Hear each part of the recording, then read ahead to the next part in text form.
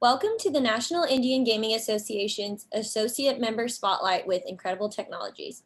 My name is Ashley Cope and I'm the Marketing Manager for the Indian Gaming Tradeshow and Convention. I would just like to share a few housekeeping tips before we get started. Everyone is muted by default except for our speakers. If you have any questions during the presentation, please type them into the question or chat box and they'll be brought up at the end. And this session will also be recorded and available on our website. Now, without further ado, I would like to introduce Victor Rocha, Conference Chairman of the National Indian Gaming Association. Thank you, Ashley, and good afternoon, everyone. My name is Victor Rocha. Today, we are doing the National Indian Gaming Association's Associate Member Spotlight. This is our way of introducing everyone to the people that make Indian Country run, the people that really help us create these wonderful products for our casinos. And today, I think we have a really special show for a really special company. First of all, I'd like to introduce you to our friends, Russ Witt and Dan Schrementi from Incredible Technologies. Gentlemen, welcome. Yeah, thanks for having us on, Victor. It's a pleasure. Yeah, thanks, Victor. Good. Really Russ, appreciate it. So why don't you do us a favor and tell us a little about Incredible Technologies. Who is Incredible Technologies and what do you guys do? Yeah, I'd be happy to. Russ, I'll take the lead on that one. So Incredible Technologies has been around since the mid-'80s. It was founded up here in Chicago. So I'm on the call today coming from Chicago. And, from the owners of our company, Elaine Hodgson and Richard Ditton. They founded the company as it was an arcade company, did a lot of work in the pinball industry, knew a lot of the people in gaming from way back when. And then over the years, has really morphed to grow from that gaming, arcade gaming side of the world and home console games and all of that kind of stuff into the casino gaming side. But, what's interesting about us, it was really formed in the basement of Elaine and Richard's house at the time. And they were, Richard was retired from NASA at that point in time as an engineer. Elaine as well. Literally, they are, we like to say they're rocket scientists. They would never say that they were because they weren't literally working on the rockets, but they were working at NASA. And then that kind of spirit came from them into the, they wanted to have fun with their programming knowledge and art and entertainment in making computer games at the time. So the company is most widely known for inventing Golden Tee Golf, the arcade game, which anybody who's ever been in a bar or restaurant around the country has probably played. That's the game with the little white roller ball, the track ball, and easy to play, but very difficult to master. And it is just a worldwide success. And it was that game that kind of propelled us into the casino industry in the early 2000s, mid 2000s. We started thinking about coming into casino gaming. We were on top of the heap in the amusement industry with Golden Tee and said, what kind of industry could we enter with the knowledge base that we have of making hardware and software, in games that people want to play? That was the dream. And we looked at a casino and said, oh, that looks pretty easy. And it wasn't. It's been very difficult, huge barriers to entry. We launched our first casino gaming product in 2011, somewhere around that period of time.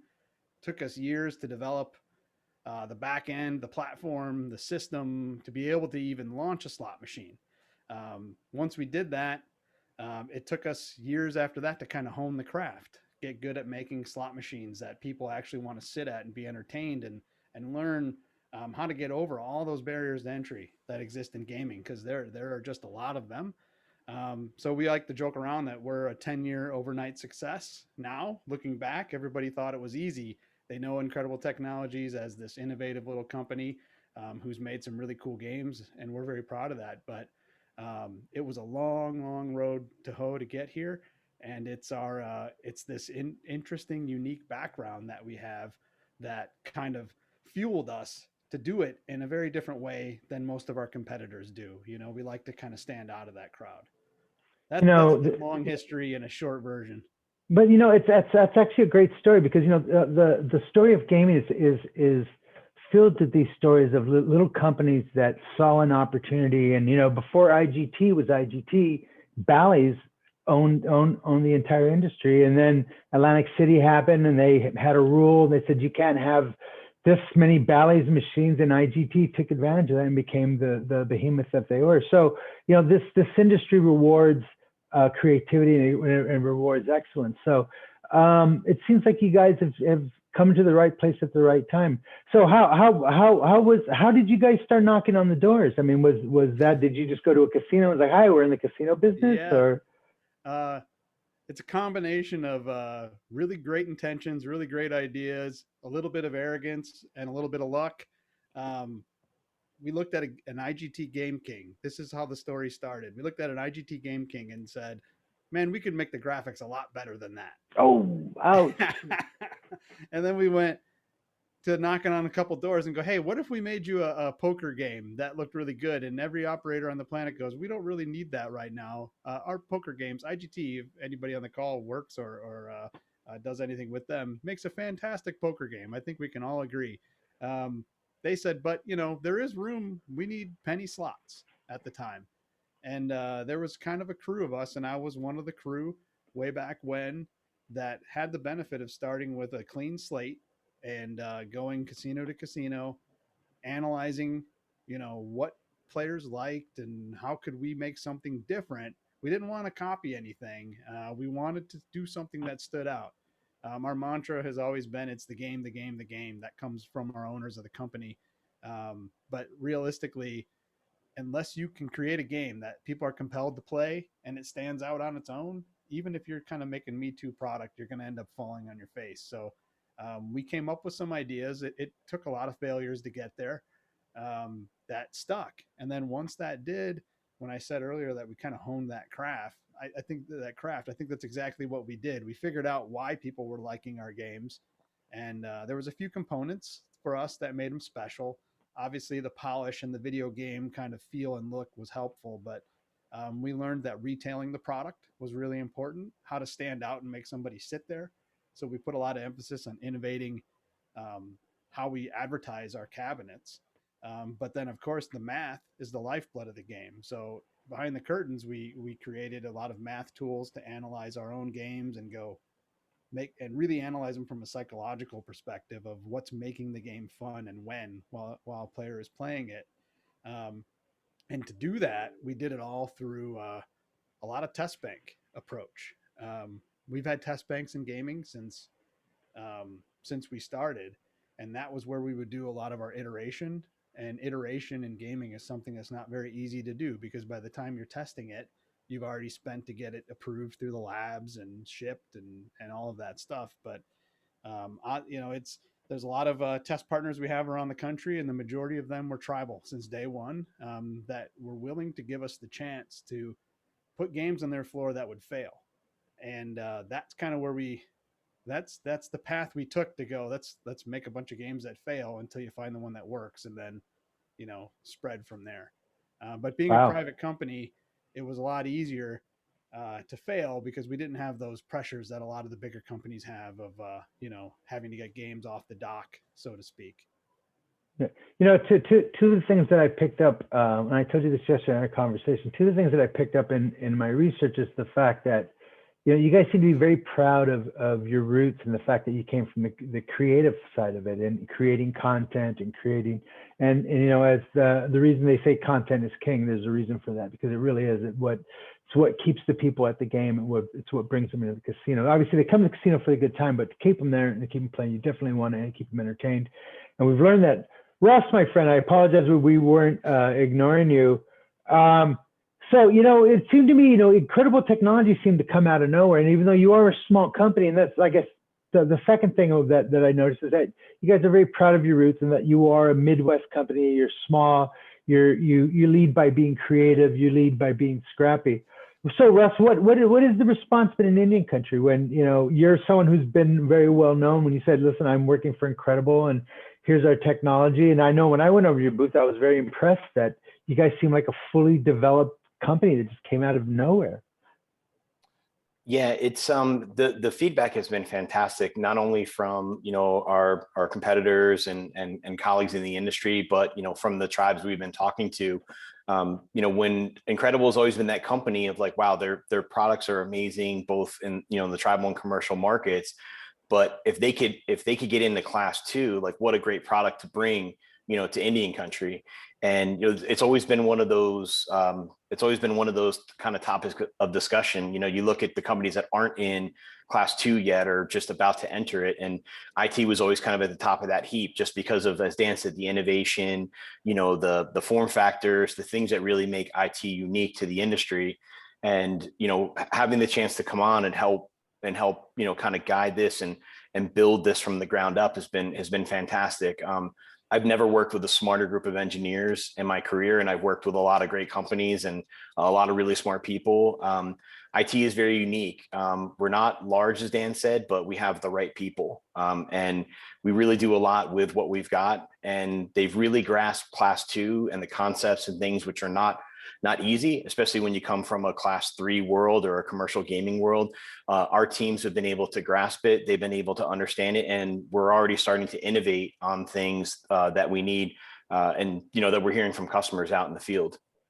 Yeah, you talk about a very important subject, and you and I have had this discussion many times about the importance of class 2.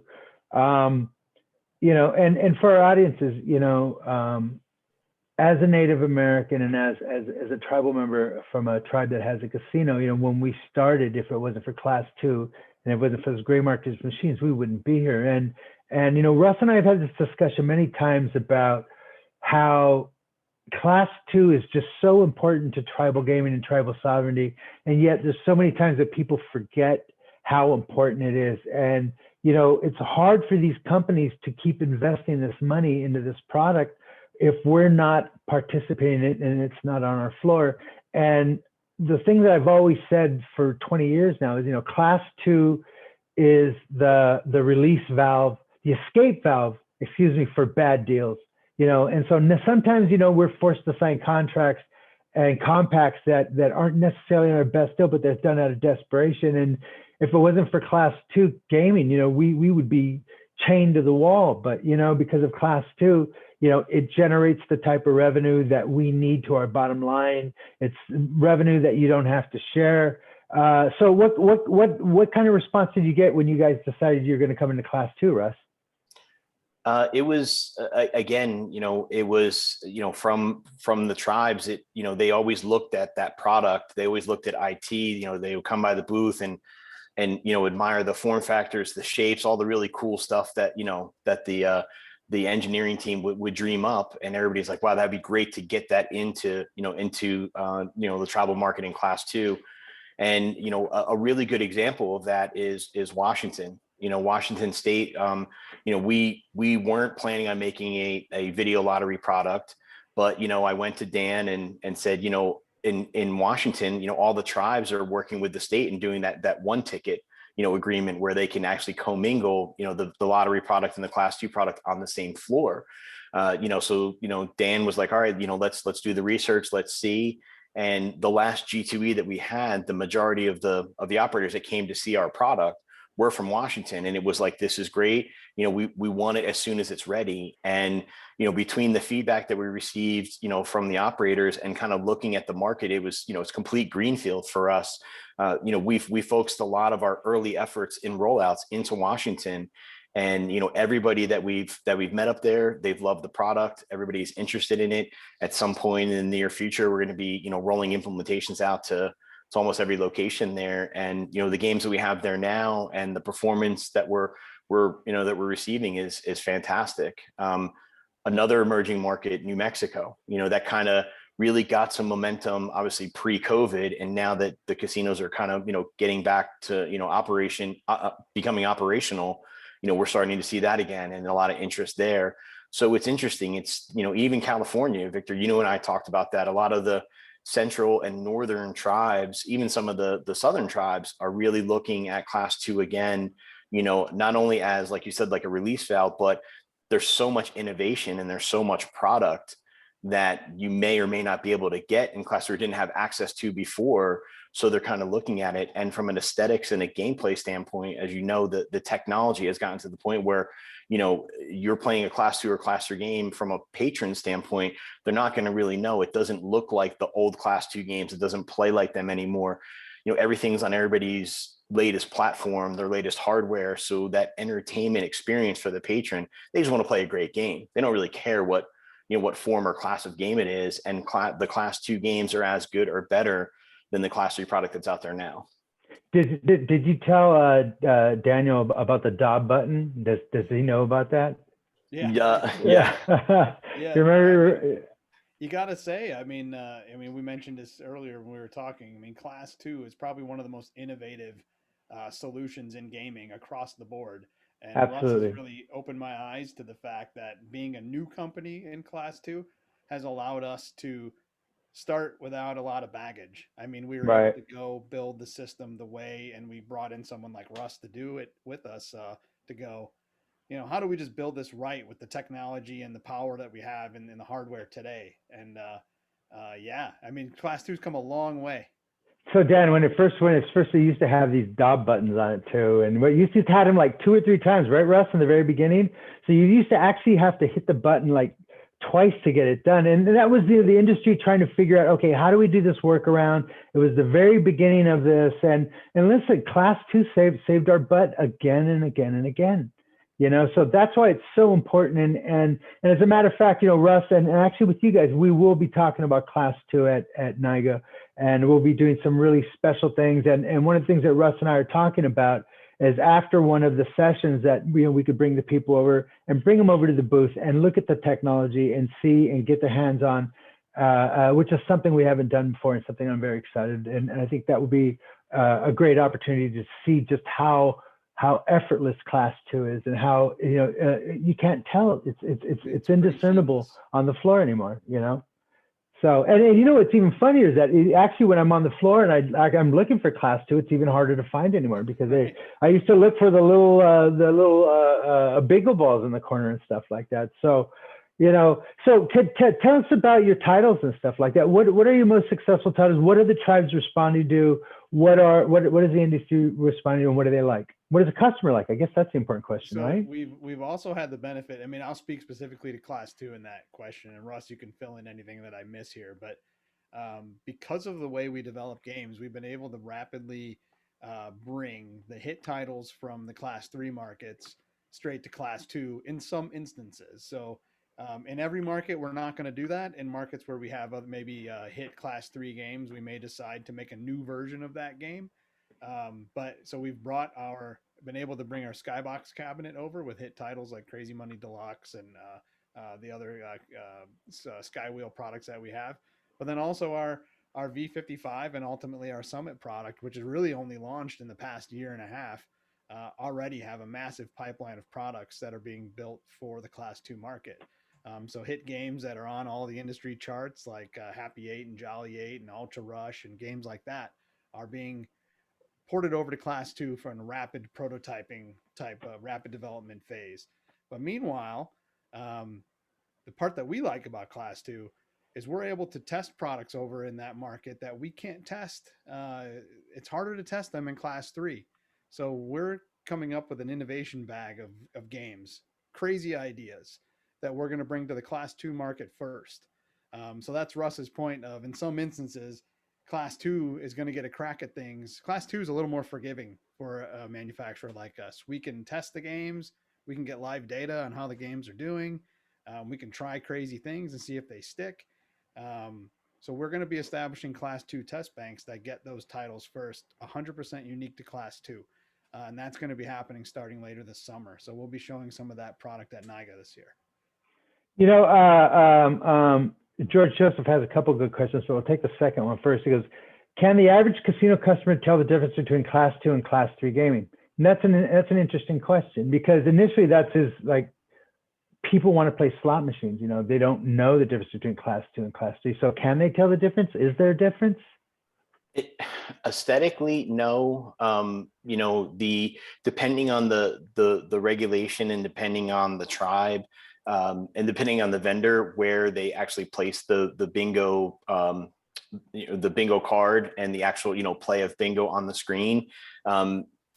If it's not on the real estate on the actual screen, like for us, it's actually on the deck.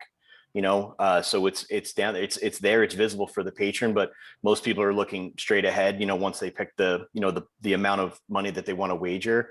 So unless you're really looking for it and really want to see that, no, for the most part, they're going to see the same title that they've played in other casinos. They're going to see the same companies. They're going to see the same, cabinet, or, most patrons don't know, as we do, oh, that's the IGT this or this iGames that. They're like, I like that game with the shark, or I like that game with this. So they're going to go over and play that game.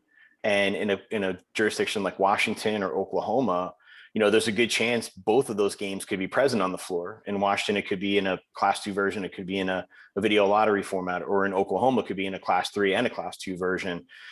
Really, like you said, it's like, they're so close now from a technology standpoint. It really, you're going to have to go look at the help screens. You're going to have to look at the pay tables. You're going to have to go in and look at like the game results, in the administrative screens. I've been doing Class 2 a while. And if somebody came in and said, is that game Class 2 or Class 3, I would need a lot of information, that would go into the investigation if that game is truly Class 2 or not. Just from an aesthetic standpoint, no, it's really hard to tell, the difference now. And the playability, everything merging onto the same platforms and everybody's top hardware. It's really made that technical renaissance happen over the last 5 or 6 years. You don't have to go in and be like, oh, those are our Class 2 games over there. They look different. They look a little older. The graphics didn't look the same. Now you go into somebody's booth and you see a top game. You're like, I like that game. The answer is going to be, do you want it in Class 2, Class 3, video lottery, New York lottery, historical horse racing? All the platforms have merged. All the technology has merged. So it's really just how do you want that game delivered on that platform? So right. So basically, you could put a Class 2 next to a Class 3, and you can just jump right over and not really have a difference anymore. And that's what we've always wanted. And Judy Shapiro answered a question earlier was about the DOB button. And again, that was when we were just getting into Class 2, and they wanted to differentiate between them. And if you look at the legalities, a lot of it, they're like going, oh well. And by the way, the same argument's being used for pull tabs now too, which is, well, it doesn't, it plays like a slot machine. It looks like a slot machine. It must be a slot machine. But then, as we know, the mathematics behind the back is really what is the big differentiator. Now, George Joseph asked a really interesting question. He goes, why do you feel tribes ignore Class 2? And he's talking to me. And Russ, this is a conversation you and I have had many times over the last 5 years, is this very question. And what we mean by that, and let's talk about California. So initially in California, what a lot of tribes did is, when they got into gaming, and they went from, gray market, and then we went to Class 3, and then, the government started saying, well, you can only have this many Class 3. So the tribes were starting to look for alternatives, and that's when Class 2 happened, is they took the technology and they made it, obviously they did the math in the background, just as we talked about. And so tribes would go to Class 2 as a way to get around that number so that they had more machines on the floor in the field. And then eventually the government started, we started winning cases and legalities and stuff like that. And then they said, okay, well, you can have them. And the deal is when you have a Class 2 machine, you don't have to share the revenue, and you have to have a compact to play Class 3. So that's the big differentiator. But what has happened is that it's become cheaper to run Class 3.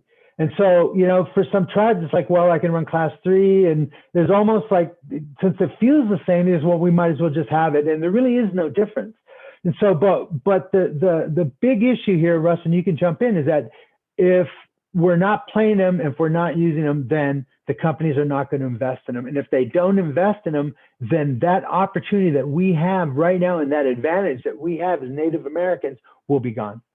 So am I wrong, or am I right, or am I talking to myself? No, you're all the points you make are valid. And I think historically, when we go to talk to people, especially, tribes in California, you hear a lot of the same answers. Well, we tried it, X number of years ago. We tried it 4 years ago. We tried it 5 years ago. We tried it 6 years ago.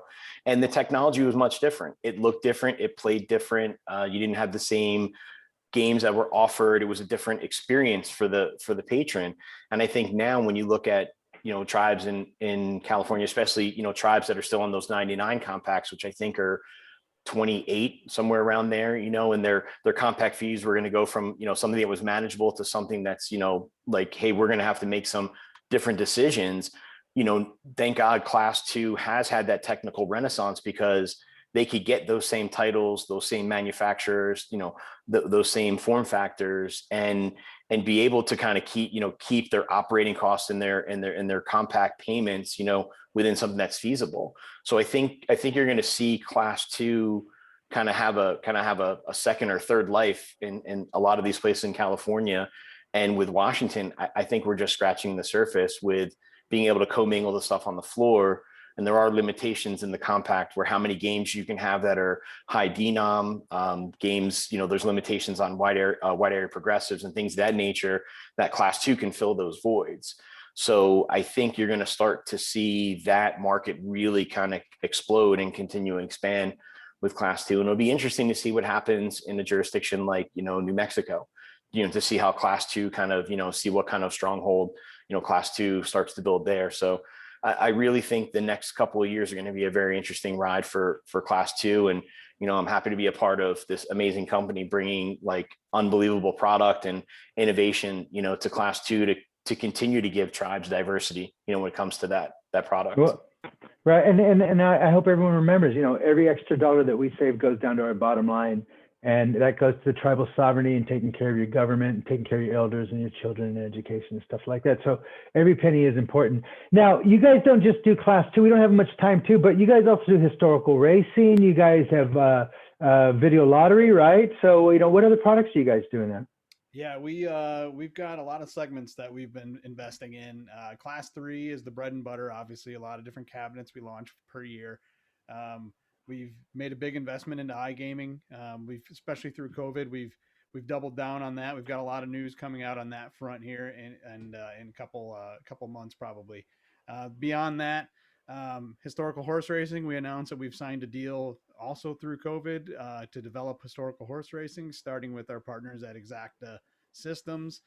So that's another way, kind of leverages a lot of the experience in the Central Determinate Gaming that Russ is working on for us to be able to leverage that in another expanding emerging market. But it doesn't really end there. I mean, we're a little company that punches above our weight. So there are other segments that we're working on right now that we cannot announce just quite yet. But very soon, Incredible Technologies is going to be a full circle company. I think we are competing to the level that we should be in all of the segments that are driving gaming right now, but all of the segments that are also the hot topics with their customers, whether they're Class 3 or Class 2.